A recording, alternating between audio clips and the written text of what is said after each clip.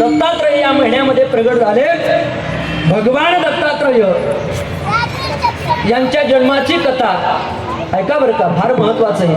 जो कोणी श्रद्धा ठेवून श्रवण करतो, शांती ब्रह्म एकनाथ महाराज म्हणतात त्याच्या मनातील सर्व इच्छा पूर्ण होतात. एका जनार्दन म्हणे दत्तात्रय जन्म कथन, भावे करिता श्रवण मनोरथ पूर्ण श्रुतियांचे.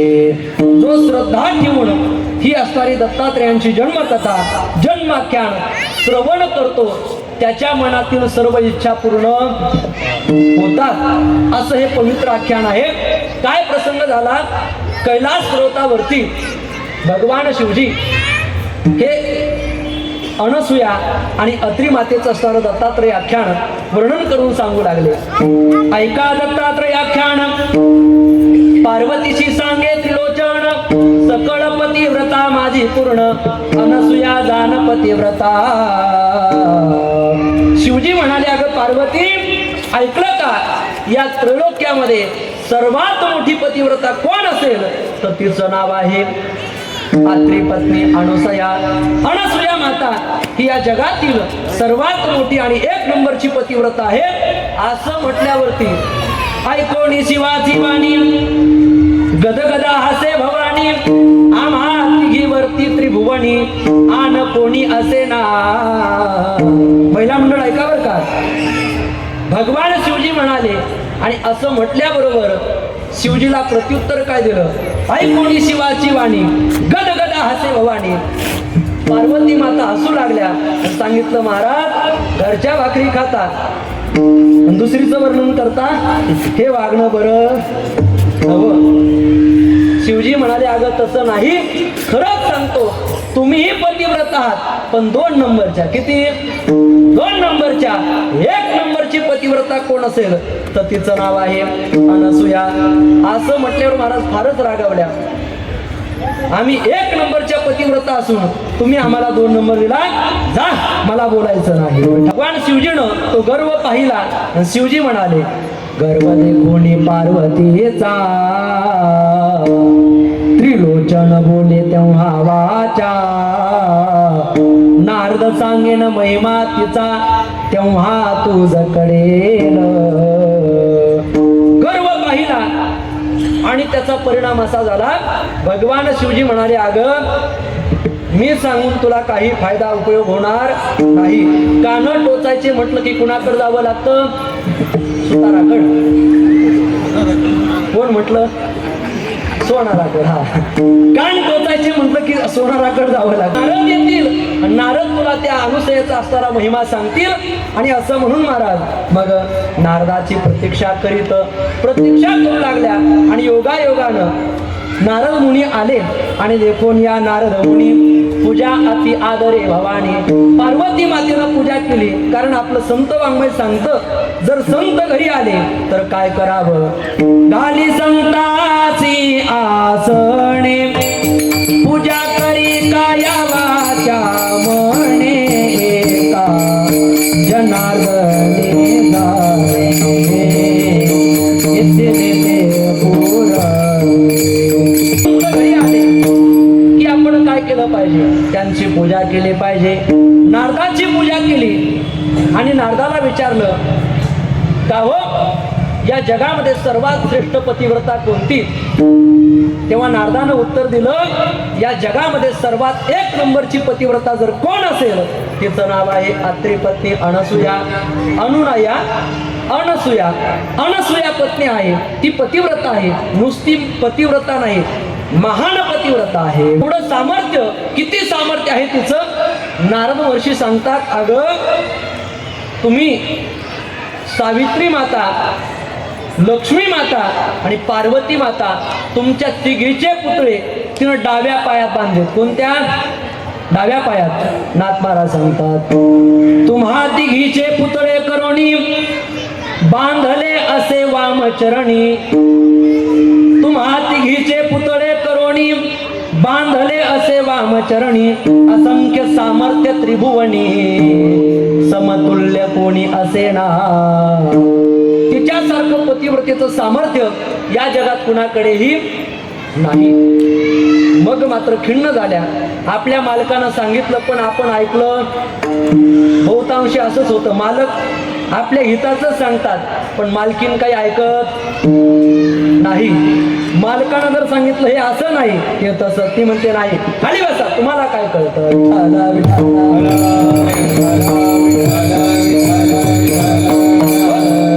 हे प्रत्येक घरच्या घरोघरी मातीच्या चुल्या आहेत. सांगायचा मला तिकडे विस्तार करायचा नाही. शेवटी मग नारदाला विचारलं, नारद आमच्यापेक्षा श्रेष्ठ पतिव्रता ती आहे, मग आम्हाला आमचं पद प्राप्त करायचंय. आमचा 1 नंबर पाहिजे आणि तिचा 2 नंबर पाहिजे. काय करावं लागेल उपाय सांगा. काही नाही, एकच उपाय आहे. तुम्ही तिथं तुमच्या मालकाला भगवान शिवजीला पाठवा आणि तिथं जाऊन नग्न भोजन मागा. कसं नग्न भोजन द्या एवढी मागणी मागायला सांगा. नारदाकडे 3 तेलाचे डबे होते. किती? 3. पहिला ओतला. नारद निघाले. कुठं निघाले? ते वैकुंठ लोकामध्ये. वैकुंठ लोकात गेले आणि वैकुंठ लोकात गेल्यानंतर भगवान विष्णू परमात्मा आणि लक्ष्मी माता एका बाजूला आहेत. नारदांची वाट पाहत होत्या. नारद आले. नारदांना विचारलं, अद्भुत काय वर्तने या त्रिभुवनामध्ये तुम्हाला आश्चर्यकारक गोष्ट कोणती पाहायला मिळाली? नारदांनी उत्तर दिलं, या त्रिलोक्यामध्ये मला अशी एक आश्चर्यकारक गोष्ट पाहायला मिळाली. तुमच्यापेक्षाही 1 नंबरची पतिव्रता या मृत्यूलोकामध्ये जन्माला आलेली आहे. तिचं नाव काय? तिचं नाव अनसूया. तीही महाराज तिथं लक्ष्मी मातेनं विचारलं, मग आता यातून सुटण्याचा उपाय काय?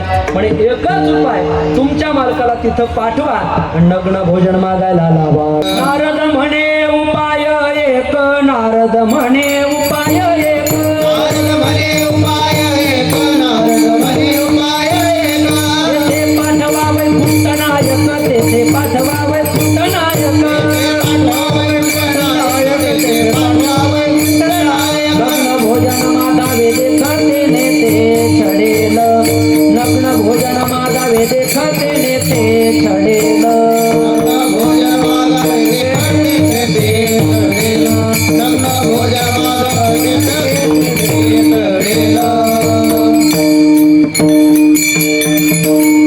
नारद म्हणे उपाय एक, तेथे पाठवा वैकुंठ नायक, नग्न भोजन मागावे देख तेने ते छडेल. तिथून नारद पुढे निघाले. वेळ कमी असल्यामुळं कुठं गेले? पुढं सत्य लोकामध्ये, ब्रह्म लोकामध्ये. सावित्रीने विचारलं, अद्भुत काय पाहिलं? म्हणे काही नाही, पाठीमागं जे सांगितलं तेच. म्हणे यातून सुटण्याचा उपाय? म्हणे एक काम करा, तुमच्या ब्रह्मदेवाला तिच्या दारी पाठवा, त्यांच्या आश्रमात पाठवा आणि तिथं जाऊन नग्न भोजन मागायला लावा. मग आता महाराज 3 देव आणि त्यांच्या पत्न्या रुसून बसल्या. बरोबर ना? कधी काही जर मागायचं म्हटलं की रुसून बसावं लागतं. पार्वती म्हणाली, शिवजी म्हणाले, का ग पार्वती स्वयंपाक नाही केला का? नाही केला. जेवायचं नाही का? नाही जेवायचं. तुला नाही जेवायचं पण मला जेवायचं ना? नाही म्हणे, तुम्हाला नाही आणि मलाही नाही. का?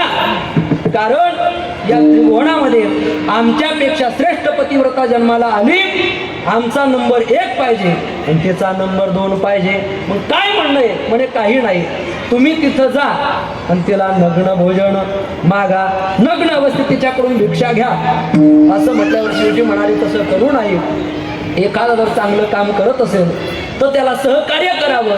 जर तुम्ही असं केलं तर तुम्हालाच त्याचं दुःख भोगावं लागेल. पार्वती माता म्हणाल्या, बाकीचं मला सांगायचं नाही. जिथं विषय गंभीर तिथं नवरा माझा खंबीर. जिथं विषय गंभीर होईल तिथं माझा नवरा खंबीर आहे. म्हणून काही काळजी करू नका, तुम्ही तेवढं भोजन मागा. सावित्री मातेनं ब्रह्मदेवाला सांगितलं, लक्ष्मी मातेनं विष्णू परमात्म्याला सांगितलं आणि त्या काळात महायुती झाली. काय झाली? महायुती. आणि 3 देव एकत्र आले आणि 3ही देव निघाले अत्री अनसूयेच्या आश्रमामध्ये. आता देव आहे महाराज तो ब्राह्मणाचा वेश घेतला, तापशीचा साधूचा वेश धारण केला आणि अलग पुकारला, ओम भवती भिक्षाम देही. अत्री मुनी बाहेर आले. विचारलं, भिक्षा पाहिजे? हो म्हणे भिक्षा पाहिजे पण तुमच्याकडून नाही. मग अनसुया मातेकडून. ठीक आहे म्हणे. मग आत्री मुनी साधनेला बसले आणि इकडं मात्र अनसुया माता बाहेर आल्या. विचारलं भिक्षा पाहिजे? हो भिक्षा पाहिजे. काय पाहिजे? आमची एकच इच्छा आहे, आम्हाला नग्न होऊन भोजन द्या. देव म्हणती होणी नग्न, देव म्हणते होणी नग्न, देव म्हणते होणे नग्न, देव म्हणते होणे नग्न. आम्हाची घालावे भोजन, आम्हाची घालावे भोजन. पाठीमागं म्हणा घालावे भोजन, आम्हासी घालावे भोजन. अनसुया अवश्य म्हणे, अनसुया अवश्य म्हणे. अनसुया अवश्य म्हणे, अनसुया अवश्य म्हणे. मग काय करते झाले, मग काय करते झाले, मग काय करते झाले, मग काय करते झाले. मग काय करते झाले, मग काय करते झाले, मग काय करते झाले, मग काय करते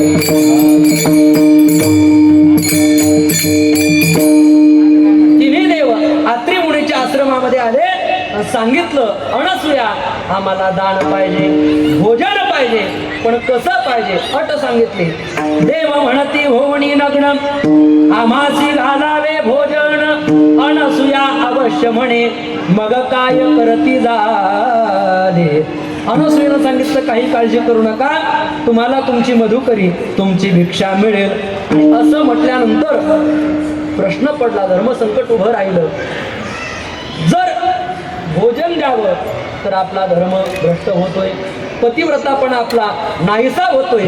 जर नाही द्यावं तर अतिथी उपवासी जातोय, तो आपल्याला शाप देईल. आणि अशा वेळेला आत्री मुनीकडे आल्या. सांगितलं मालक, आज माझ्यावरती फार मोठं संकट आहे आणि या संकटातून तुम्ही मला मुक्त करा. आत्री मुनीने डोळे बंद केले आणि पाहिलं तर अंतर्ध्यानामध्ये भगवान महाविष्णू, भगवान शिवजी आणि ब्रह्मदेव, तिन्ही देव आज आपल्या आश्रमाच्या बाहेर असलेले दिसले. सांगितलं आता अनुसये, त्यांच्या पुढं जा. ते जगाचे मालक आहेत, ते आपले वडील आहेत, तीच आपली आई आहे आणि आपण त्यांचे लेकरं आहोत. आणि आई वडिलाच्या पुढं लग्न व्हायला घाबरायचं नाही. तू जा. पण अनुसया म्हटल्या ते योग्य नाही, काहीतरी दुसरा उपाय सांगा. मग कमंडलू होता, तो कमंडलू दिला आणि सांगितलं यातलं पाणी घे आणि त्यांच्या अंगावर टाक. काय होईल? त्यांच्या अंगावर टाकलं की ते लहान लहान नन्हे मुलं होतील. गेल्या महाराज तिन्ही देव दारामध्ये उभे होते. आज बोलावलं, तुम्हाला भिक्षा मिळेल, अन्न मिळेल, भोजन मिळेल. तिन्ही देवानं त्या आश्रमामध्ये प्रवेश केला. हातामध्ये पाणी घेतलं, तिन्ही देवाच्या अंगावरती टाकलं. जसं पाणी टाकलं तसे तिन्ही देव लहान लहान मुलं झाले. ही एक कथा. आणि दुसरी एक अशी कथा आहे, अनसुया मातेनं त्या तिघांच्या मस्तकावरती हात ठेवला. काय केला? ठेवून या तिघांचे मस्तकी कर, तव तिघे झाले कुमार. मग नग्न होणी सत्वर, स्तनपान तिघाचे दिले. त्या तिघांना स्तनपान करवलं आणि स्तनपान करवल्यानंतर मग मात्र ब्रह्मदेवाला समोर घेतलं आणि ब्रह्मदेवाचा पाळणा गाऊ लागल्या. ब्रह्मदेवाला सांगितलं, बाबा तू आजपर्यंत अनेक माणसं घडवलीस, अखंड घडितो मडकी रे. किती घडवली? एक आहेस एक नाही, भिन्न पाही प्रकृती. एक माणूस एकासारखं नाही. किती कला आहे महाराज ब्रह्मदेवाची. आपण जर प्रत्येकाच्या नाकाची ठेवण पाहिली तर वेगवेगळी आहे. जर महिला मंडळ यदा कदाचित सर्व माणसं दिसायला सारखेच असते, फार मोठा घोळ झाला असता. नुसता घोळ नाही, बट्ट्या घोळ झाला असता. आणि आपल्याला संदीप महाराज पाटी लावावी लागली असती. MH12, MH15, MH20, त्याच्यावरती नाव अमुक अमुक, ते नाव पाहायचं आणि मग आई साहेबांनी घरामध्ये प्रवेश द्यायचा. पण ब्रह्मदेवानं कृपा केली, एवढी मडकी घडवली, पण एकासारखं एक तयार केलं नाही. आणि म्हणून ब्रह्मदेवा तुम्हाला श्रम झाला, तुम्ही सृष्टी उत्पन्न केली, तुम्ही आता निवांत झोपा. मग म्हणे चतुरानना बोली, मग म्हणे चतुरानना जो जो जो जो रे.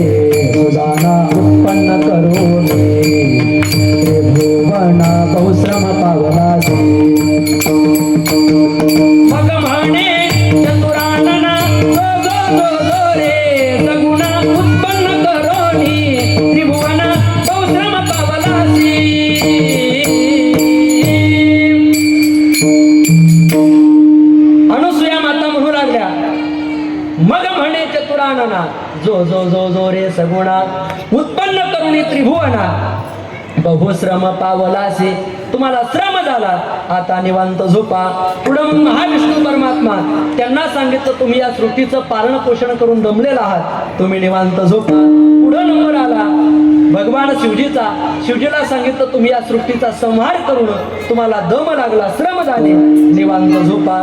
तिन्ही देव झोपले महाराज आणि अनसुया माता झोका देऊ लागल्या. 6 महिने हे तिन्ही बाळक ब्रह्म विष्णू आणि महेश अत्रि मुनीच्या आश्रमामध्ये त्या अनुसयाच्या पाळण्यामध्ये होते, पण त्यांना त्या असणाऱ्या पाळण्यातून सुटका करून घेता आली नाही. मग इकडे महाराज नारद मुनी गेले, विचारलं का ग का चिंता करता, आणि का चिंता करता, आमचे मालक 6 महिन्यापासून गेले अजून परत आले नाही. नारद म्हटले तुम्ही गेल्याशिवाय ते परत येणार नाहीत, तुम्हाला तिथं जावं लागणार. आणि मग मात्र तिथं जाऊन काय करावं, त्या अनुसयेला शरण जा, ती पतिव्रत आहे, ती तुम्हाला क्षमा करेल. तिथं गेल्या महाराज पण तिथं या अभिमान, तिला आम्ही शरण जावं का. अनुसयेला आवाज दिला, हे अनुसये आमचे मालक कुठे आहेत, आम्हाला आणून दे. अनुसया म्हटली आपला आपला मालक परिचय करा, ओळख करा आणि घेऊन जा. असं म्हटल्यावर घाईघाईनं पार्वती माता पुढे गेल्या आणि पुढे जाऊन त्या बाळाला उचलणार, तेवढ्या तिन्ही बाळ दिसायला सारखेच. पार्वती माता म्हटल्या चुकून जर भगवान शिवजी सोडून ब्रह्मदेव हाती लागले तर आपलंही व्रत भंग होईल. पाठीमागं सरल्या. काय झालं म्हणून सावित्री माता पुढे सरसावल्या, पाळण्याजवळ गेल्या. तिन्ही बाळ दिसायला सारखेच आणि त्यांना पाहिल्याबरोबर मग मात्र सावित्री मातेनंही पाठीमागं आल्या. तिघांची फसगत झाली आणि तिघीनं अनुसय मातेची क्षमा मागितली, शरण गेल्या आणि सांगितलं आई या जगामध्ये सर्वात मोठी तू पतिव्रता आहेस, आम्ही तुला शरण आलो आहोत, आमचे मालक आम्हाला परत दे. आणि अशी विनंती केल्यानंतर मग परत अनुसूया मातेनं त्या तिन्ही बाळावरती पाणी शिंपडलं आणि पुन्हा ते त्या ठिकाणी मोठे झाले. पण पुढं एका तिन्ही बालकं लहानाची मोठी झाली आणि मोठी झाल्यानंतर या तिन्ही मुलांना म्हणजे ब्रह्म विष्णू आणि महेश या तिघांनी अनुसूया मातेकडं पाहिलं आणि सांगितलं तिन्ही देव म्हणती धन्य माते अगाध सामर्थ्य तुझे सत्य, तुझ्यासारखं सामर्थ्य या त्रिभुवनामध्ये नाही. आम्ही प्रसन्न झालो मागवराते, आम्ही तुझ्यावरती प्रसन्न आहोत, तुला जो वर मागायचा तो वर मागून घे. आणि असं म्हटल्यावरती अनसूया मातेच्या डोळ्यामध्ये पाणी आलं. अत्रि मुनी जवळ आले आणि अनसूया मातेनं भगवंताला प्रार्थना केली, प्रभू आजपर्यंत 6 महिने तुम्ही या आश्रमामध्ये राहिलात, आता तुम्ही गेल्यानंतर मला या ठिकाणी आनंद वाटणार नाही, माझं मन खिन्न होईल, माझ्या मनाला उदासीनता प्राप्त होईल. देवा जर तुम्हाला द्यायचंच असेल तर एकच द्या, ब्रह्म विष्णू आणि महेश तुम्ही तिघं मिळून माझ्या पोटी जन्माला या, एवढं वरदान मला द्या. वरदान मागितलं आणि तिन्ही देवांनी प्रसन्न होऊन ते वरदान दिलं. आणि तो दिवस आणि मग हळूहळू दिवसामागे दिवस भरत गेले. मार्गशीर्ष नावाचा महिना आला आणि या पवित्र महिन्यामध्ये भगवंताची होती असणारा हा महिना, आणि या महिन्यामध्ये अनसूया मातेच्या पोटी भगवान दत्तात्रय प्रगट झाले. अभंग होईल आणि नंतर त्या ठिकाणी सर्वांनी आपण खाली बसून तिथूनच जागेवरतून पुष्पवृष्टी करायची आहे. दर्यावतार विश्वतारावया, दर्यावतार विश्वतारावया, अनुसया गरुडर, अत्रिज्ञानोदया गरुडर, अत्रिज्ञानोदया गरुडर, ऋतुकाळ हेमंत नक्षत्र रोहिणी, ऋतुकाळ हेमंत नक्षत्र रोहिणी, शुक्ल पक्ष दिनी पूर्ण शुक्ल पक्ष दिनी पूर्णातिथी, शुक्ल पक्ष दिनी पूर्णातिथी, तेथे ते पौर्णिमा मास मार्गशीर्ष, तिथी पौर्णिमा मास मार्गशीर्ष, गुरु तो वासर उत्सव काळ, गुरु तो वासर उत्सव काळ, गुरु तो वासर उत्सव काळ, ऋतुकाळ हेमंत नक्षत्र रोहिणी, ऋतुकाळ हेमंत नक्षत्र रोहिणी, शुक्ल पक्ष दिनी पूर्णातिथी, शुक्ल पक्ष दिनी पूर्णातिथी, शुक्ल पक्ष दिनी पूर्णातिथी, एका जनार्दनी पूर्णावतार, जनार्दनी पूर्णावतार, एका जनार्दनी पूर्णावतार, जनार्दनी पूर्णावतार, निराकार आकारले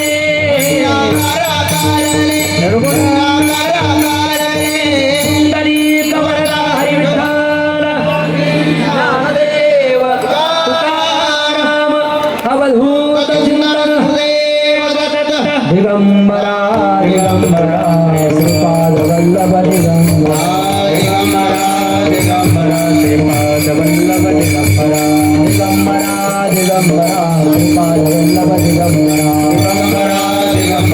श्रीपाद वल्लभ दिगंबरा श्रीपाद वल्लभ दिगंबरा श्रीपाद वल्लभ दिगंबरा